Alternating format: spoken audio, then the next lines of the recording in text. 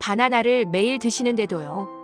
어떤 날은 속이 편하고 어떤 날은 유난히 더부룩한 날이 있으셨죠. 다 같은 바나나인데 왜 그럴까요? 답은 의외로 간단합니다.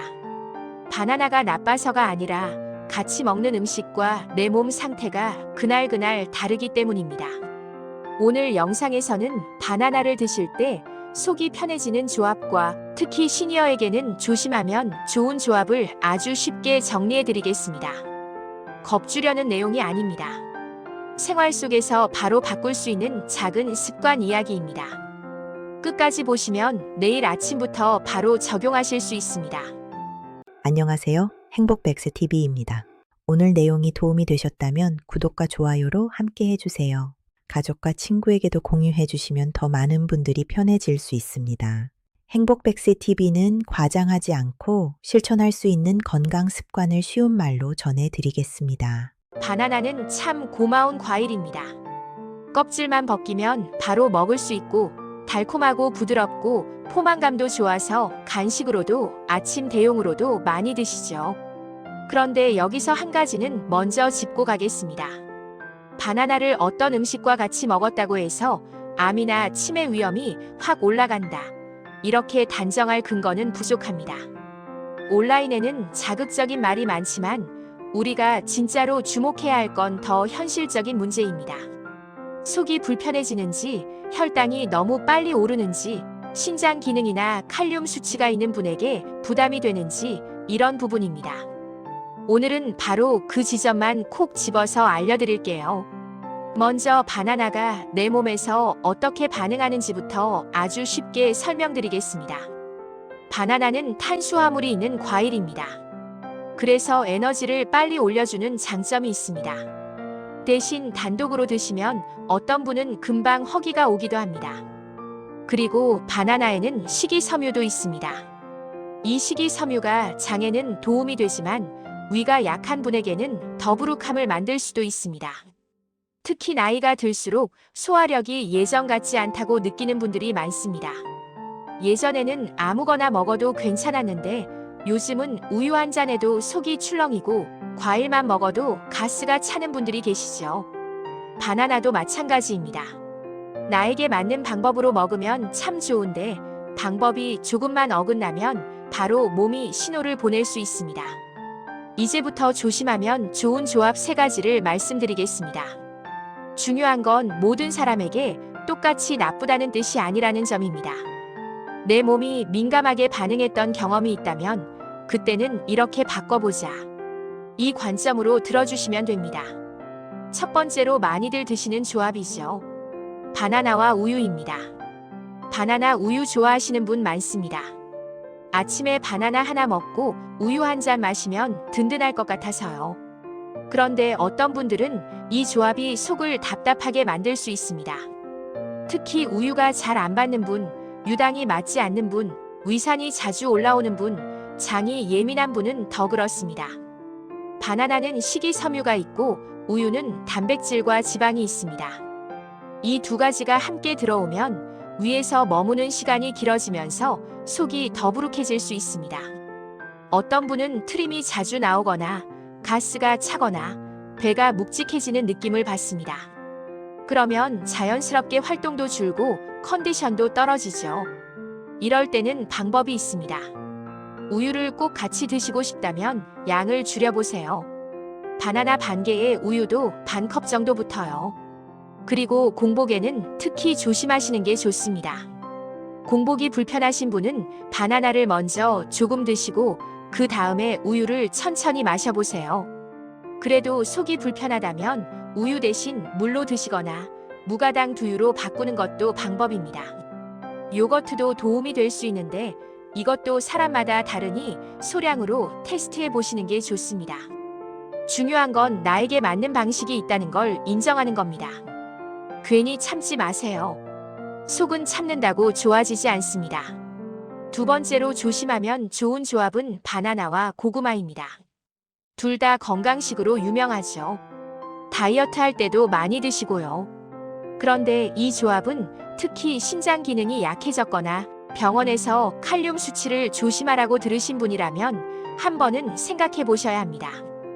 바나나도 고구마도 칼륨이 들어있는 편입니다. 건강한 분에게 칼륨은 좋은 역할을 합니다. 혈압 조절에도 도움되고 근육 기능에도 필요하죠. 그런데 신장에서 칼륨 배출이 잘 안 되는 분은 수치 관리가 필요할 수 있습니다. 이런 경우에는 바나나와 고구마를 한 끼에 같이 많이 드시는 걸 피하는 편이 안전합니다. 여기서 포인트는 겁낼 필요는 없다는 겁니다. 신장 수치가 정상이고 칼륨을 제한하라는 말을 들은 적이 없다면 평소 양을 과하게 먹지 않는 선에서는 크게 걱정하지 않으셔도 됩니다. 하지만 이미 병원에서 칼륨 조절 이야기를 들으셨다면 바나나를 하루에 몇 개까지 괜찮은지, 고구마는 어느 정도가 적당한지 담당 의료진에게 기준을 잡아두시는 게 제일 안전합니다. 그 기준만 있으면요, 먹을 때마다 불안해하지 않아도 됩니다. 세 번째로 조심하면 좋은 조합은 바나나와 생 양배추처럼 식이섬유가 많은 채소를 한 번에 많이 드시는 경우입니다. 양배추는 좋은 채소입니다. 그런데 장이 예민한 분이 생 양배추를 많이 드시면 가스가 차거나 더부룩할 수 있습니다. 거기에 바나나까지 더해지면 배가 더 빵빵해지는 분들이 있습니다. 특히 아침에 바나나와 양배추를 갈아서 주스로 드시는 분들이 계시죠. 어떤 분은 처음엔 좋아 보이는데 며칠 지나면 속이 더 답답해지고 화장실도 불편해지는 경우가 있습니다. 그럴 때는 양을 줄이거나 양배추는 살짝 익혀서 드시거나 바나나는 단독으로 먹고 채소는 다른 시간대로 나누는 것이 도움이 됩니다. 자, 여기까지 들으셨으면 이런 생각이 드실 겁니다. 그러면 바나나는 대체 무엇이랑 먹어야 제일 좋나요? 이제부터는 최고의 조합 3가지를 알려드릴게요. 이 부분이 오늘 영상의 핵심입니다. 바로 내일 아침부터 그대로 따라 하실 수 있습니다.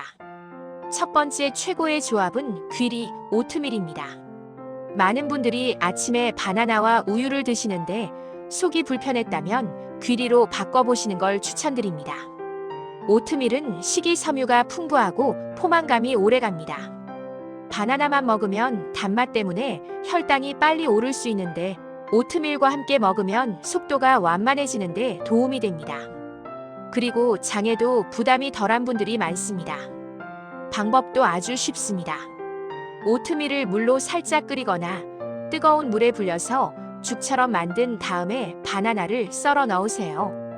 단맛이 필요하면 바나나만으로도 충분한 경우가 많습니다. 우유가 잘 받는 분은 우유나 두유를 조금 넣어도 좋고 속이 예민한 분은 물로 시작해보세요. 여기에 견과류를 조금 올리면 더 든든해집니다.